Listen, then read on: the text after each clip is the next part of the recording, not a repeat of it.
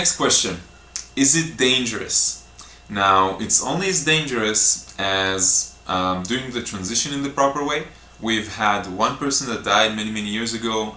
She drank a whole liter of orange juice after coming out of a dry fast. That's really unhealthy. It just killed her almost immediately. That's because of the acidity of the orange juice itself. There's a safe way to coming out of a long dry fast, and then we're talking just about the process itself. Now, is this lifestyle dangerous? No, it's not dangerous at all. It's quite healthy, actually. Now, if you are the type of person that needs more physical nourishment, which you will find out within about a month or something like that, you will see if you're not really transitioning, it takes a while for the physical body to go back to its 100%. If you feel after a month and a half, that you do get some cravings, or you feel that you keep losing weight because your weight will usually stabilize, and that's a completely different question, then start drinking or eating a little bit more, and then find the new balance, because that means that your energetic nourishment or your energetic engine is not as open as you would like it to be. And then I would usually go into the emotions, the belief system. But yeah, no, this is not dangerous at all. The people who choose to do this, you have to understand, when you're going into a fast, everything becomes gradual. It's not that you're suddenly going to get a heart attack. It's not that you're suddenly going to get sick or something like that. You feel weaker and weaker, or after a while you actually get even more energy than what you had before. So no, there's no dangers in that. Next question is the process, the actual initiation, difficult or painful? And this depends on the person. Now, most people, I would say 90% of the participants, what they experience is not difficulty, more like a mental difficulty, because the detox, actually during the dry fasting days, the only thing that really bothers you is having a very dry mouth. Dry mouth, like elderly, that sometimes you go like, there's no saliva there, because the body will actually preserve it, because when we're talking, when we're breathing, our tongue is always wet, and therefore our body is actually using the water for that. So when the body sees that it's not getting anything from the outside, it will immediately dry the mouth just to preserve the water that it does have. So that's the thing that most people say. Of course, you're a little bit more tired because your body is detoxifying itself and it's not giving you as much energy to your muscles. So we have some basic yoga, some exercises that we do to move the body, and that allows it to clean itself. Difficult? Mental difficulty. Mental difficulty means you have to deal with mind games. There's a whole day of silence, so you will incorporate and deal with your own stuff, issues that come up, because it's a very social program. If you want to, of course, there's a lot of people that come because they know that they're going to meet like-minded people, open-minded people, other teachers, and people who are actually I allow them to have their own workshops in the times, in the windows in between my own workshops or my team's workshops. So is it difficult? Depending on you. If you will come with an attitude of this is something that I've never experienced and I expect it to be difficult, it's going to be hard. If you come with an attitude that, oh my God, so many people did it, older people did it, younger people did it, they are doing it, so I can do it, and I choose for it to be easy for me, then that is what it's going to be like. I've only had 2 people ever that had to actually go to a hospital. One of them came back and said, the doctor said everything is fine and it's all in my head. And the other one just had an inflammation up here, and the doctor said that it would have happened anyway. It has nothing to do with the detox or the program itself. I'm not going to tell you that it's the easiest thing in the world. I am going to tell you that the initiation is easier than what you think, because our ego is afraid of something that we've never done before, and yet it's going to be harder when you go back home than what you think, if you want to persist with this lifestyle, of course. A lot of people just come to the program just because it's a cool program that nobody else offers in the world. So, and again, I'm going to say this again, it's going to be easier than what you think, because you don't know what dry fasting feels like in a group, and having this energy and the right guidance and the right breathing exercise and the right workshops to put you in that state. And it's going to be more difficult when you go back home. And that is another question that I'm going to answer pretty soon, which is, what is the difficulties of this lifestyle? So that answers that question. Next question, what is the difficulties of this lifestyle? And there are many. Now, most of us spiritual advocates, we are already the black sheep of our environment. We're already a little bit weird. and now we're becoming even more weird. And we gotten used to being different, and we gotten used to a little bit even being alienated from society. Now, for the first month and a half after the program, the guidelines are that you don't eat at all. Meaning you can drink, but you don't drink anything that has a lot into it, and you're not changing, you're deprogramming everything that had to do with food. So if you're hungry, you don't drink, you don't eat, nothing goes into your mouth. When that goes away, just like being tired, that it comes in waves, then you can drink whatever you want. You become much more aware. Now, since you're already a little bit alienated from society, now you're going to be even more. Why? Because friends are going to invite you, your mom is going to think that you went crazy, everybody loves you, and they're really thinking that something is wrong with you, because in the beginning you lose weight, until that weight stabilizes, which is the next question. So most of the things you have to deal with are social things. Yes, in the beginning, right after it's an operation, you can say, you're still in the hospital. So take it one step at a time. It's like you change the engine in your car and you have to break in the new engine. So everything becomes a little bit slower until you slowly, every day and gradually, you get stronger and stronger just without eating. And after a few weeks, you're looking back, you say, oh my God, I haven't been eating in 3 weeks. And you need to get used to it, not having breakfast, not having lunch, not having dinner. So the difficulty is the deprogramming part. Now, like I said before, it's easier when you are in the process itself. It's much easier than what most people will think. But after that, you go back home, there's a lot of programming still left. There's a lot of emotional things that come up, and you're used to having to go to the refrigerator, you're used to eating different things. Now, of course, the initiation will change that. It's not like pressing a button, but you will feel differently towards food. But there's a vibration that you come with that is really, really high, and then there's the old you, and those two need to meet somewhere in the middle. So of course there's integration, there's some Zoom meetings and talks that we're going to help you out with, me and the team, but a lot of you will have to deal with it by yourself. We're teaching you everything we have, the tips and tricks, our life experience. You're going to meet a lot of different breatharians, and they're going to tell you how they incorporated it into their life, how they integrated it. But it's a whole big thing. By the way, if you want to see that, I made a few videos about integration after the process. A lot of my participants, they watch these interviews again and again. It's 1 hour, 1.5 hour long, and it's really good for the end of the process. If you want to understand what people are going through, maybe I'll even advertise one of our Zoom meetings, so you actually see the different participants and what they say. It's mostly society.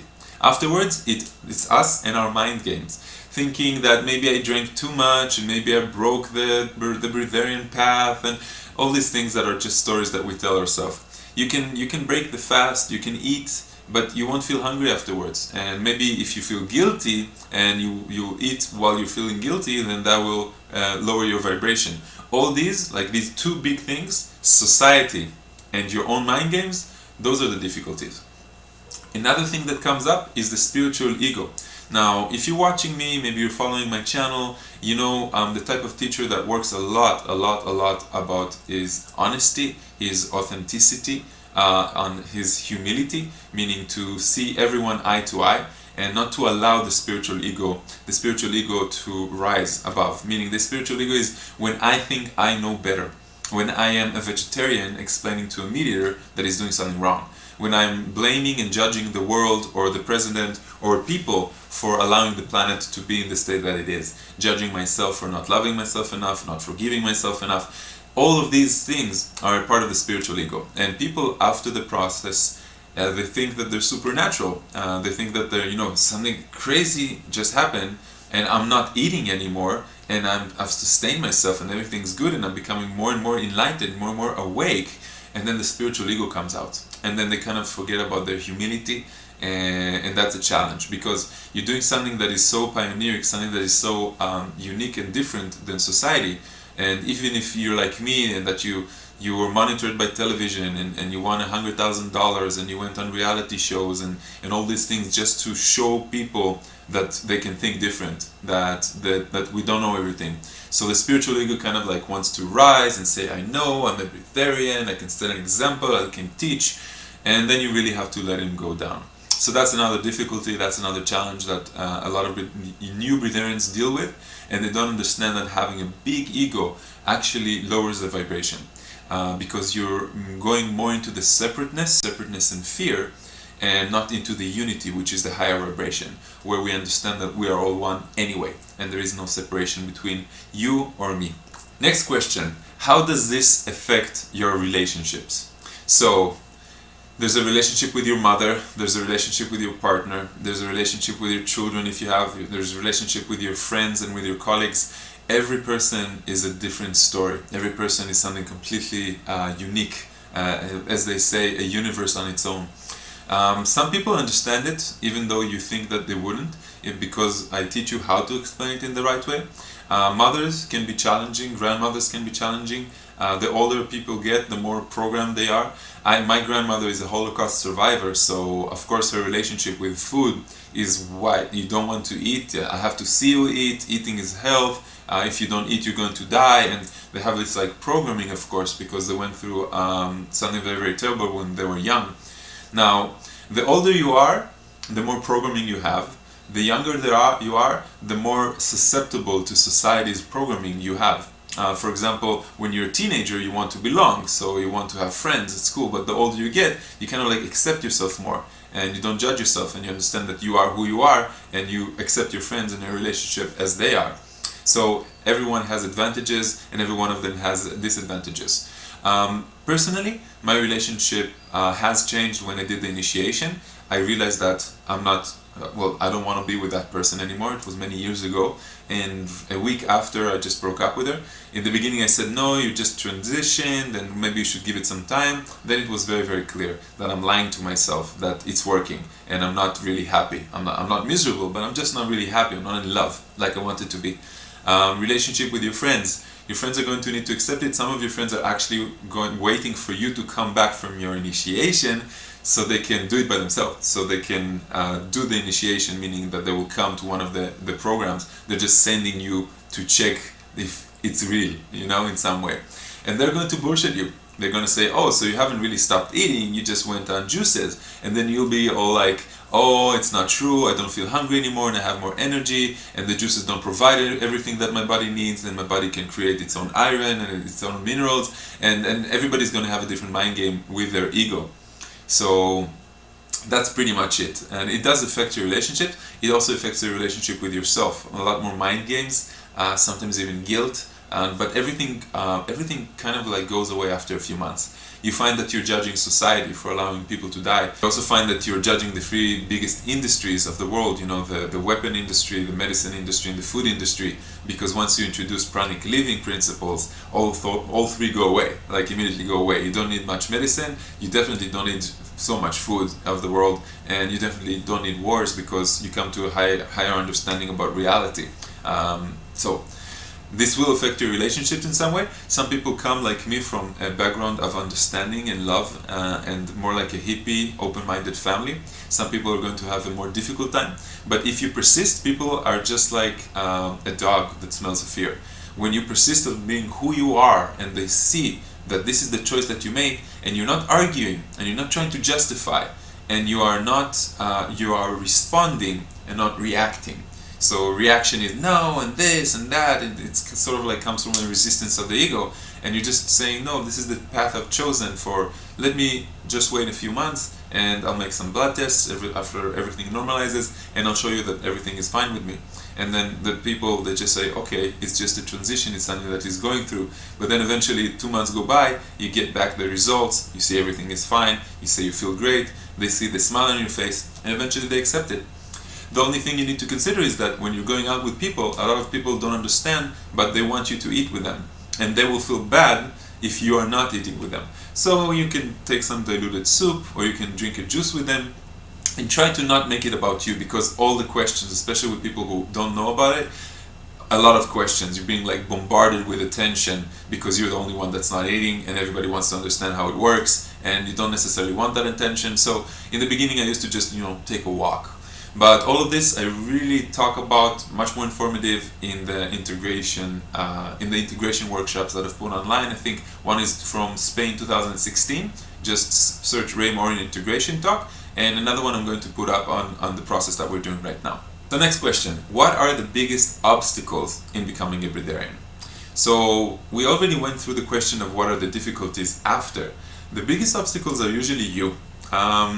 it's about all the different reasons that you will find not to do it, which is usually a part of the ego. So for me, when I was offered to do it and they told me that the price is like $3,000, the biggest obstacle was, oh, money. Why the hell do they need so much? And it was just one-on-one, and I had to pay for my own place, and it was like 21 days in silence, and just for the guiding itself. So that was one obstacle that I said, okay. And then I decided I'm going to gift myself with this. I'm going to understand that this is like you're investing in a business, so I'm investing in myself. And then I understood that a part of the money was because I needed to take it much more seriously, and if I had to pay only $500 for it, I wouldn't. And today it's more about the expenses of the hotel and the fruits and the team and the flights and all of this type of stuff. So that's the number one obstacle. The second obstacle is that we don't want to change.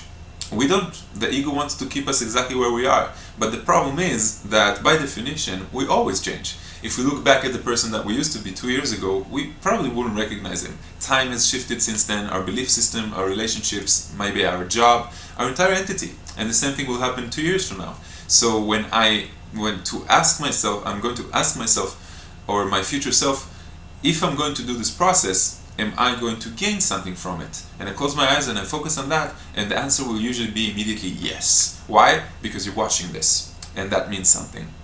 Another obstacle, family, relationships. People that unfortunately you tell them that you're going to do something like that, and they don't understand it like you do. They haven't watched the documentaries or the different interviews. They don't know why. For them, food is life, and you're giving up on life. So I would say, don't say anything.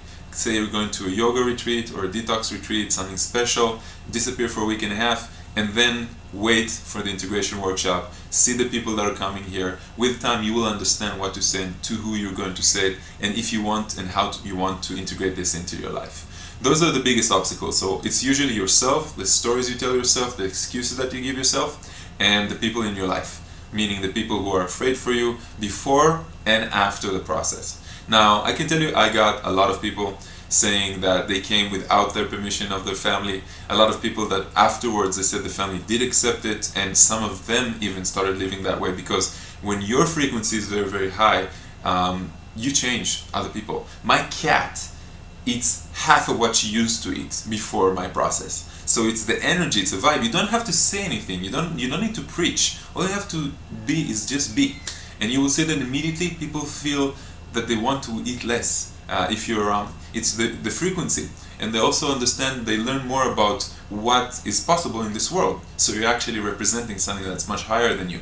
And what are we if not the light workers that have come here to represent the next level of consciousness and help with the ascension of the planet by being something that is unique, something that is special, and working on our consciousness so others may do the same thing, and eventually we're all going to transition together. Is it then just about food? Because I've been talking now for about an hour explaining that it is a high vibration, a different awareness, and still people ask me if it's basically about food.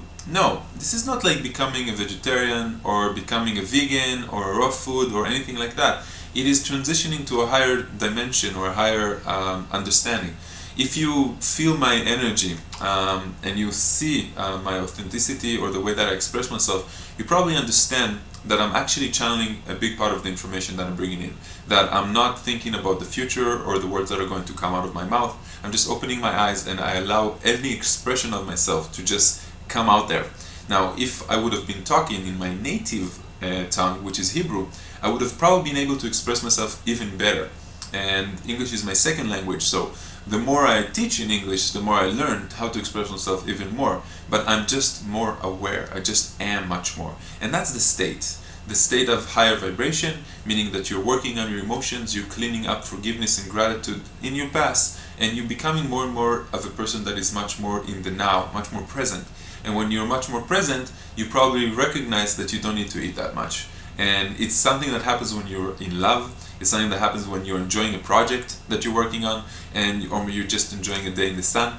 Then the whole day goes by and you don't really feel hunger. And you understand that only when you come back home, the programming of that 5 o'clock or 6 o'clock is the one that tells you, oh, you haven't eaten all day, oh, I should eat. And then that thought goes back into your stomach and tells, oh, make him feel like he's supposed to eat. But naturally, you don't really want to. Sort of like children. Children don't want to eat that much. It's the parents that are emanating that fear they have of not eating for the children, of course. And when they do that, they're actually, it's not them, it's not the children. The children are much more present than we are, and therefore they don't need to eat that much. As mature adults, we're not that present. We are constantly worried, we are constantly stressed, and we're constantly not in the now, and we're moving into the future of the illusion and the fear, or we are analyzing whatever happened in our past and thinking how and why didn't it work, and how can I make myself better, and why isn't life working out for me. Sort of like focusing on what we don't want instead of focusing on what we do want. So generally, even though most people will come here to experience something that has to do with a lack of food and water in their life, it is really about something else, something that is bigger. And the advantages, as you can see, when I talk about the advantages in one of the first answers that I gave, most of them didn't have to do with food. So yes, it liberates you, it gives you more time on the physical level, but the awareness, the connection with your masculinity and femininity, the reduction of the ego that allows a person to learn much faster from his mistakes, to admit them, and to see each other as equals, like everyone. See animals as equals, see human beings as equals, like raising the vibration, of course, but that kind of like quickens the process. So instead of having to learn karma of 10 years, you will learn it in a few weeks, you will learn it in a few months. You know, people used to have to meditate 20 years in order to reach what we can reach now within a month or 2 months of just working on our awareness and awakening. So it's not just about the food is a bonus. You're not necessarily going to understand this until you actually do the transition itself. So my friends, I think these were the top 15 questions or FAQs about breatharianism and about the Pranic Initiation. I hope that I've answered everything, because this is what I get a lot of the times. And the last thing I want to say is another thing. A lot of us practitioners, we have the spiritual ego that says that we should do this by ourselves. Please don't try to do this by yourself. I'm getting emails from people that do it by themselves, and then they regret it, and they need guiding and the guidance, and they have a lot of different questions. There's a lot of things that you should that you need to know. So choose a guide that you connect with. There's a few guides in the world. Some of them are in Europe, some of them are in the States. Do the transition better in a group. It's much better in a group.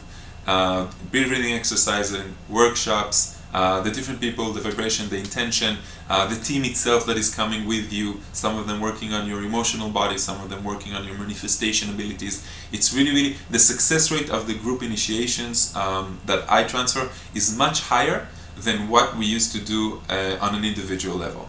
Now, I know we have the spiritual ego that says we can do everything by ourselves just to save up money. Don't save on this. Don't save on this. It's worth it. It's worth every penny. And you won't have even one participant from the 500 that I've taught so far that will tell you that it wasn't worth it. Actually, all of them are going to tell you that you're going to get more than what you thought you're going to get. Because like I said, it's not about food. It's about your awareness.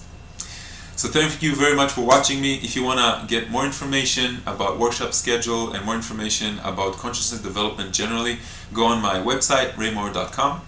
And if this is a video on YouTube, so like it or share it or enjoy. And of course, if you like this video, please share it or simply click the like button. I will greatly appreciate it.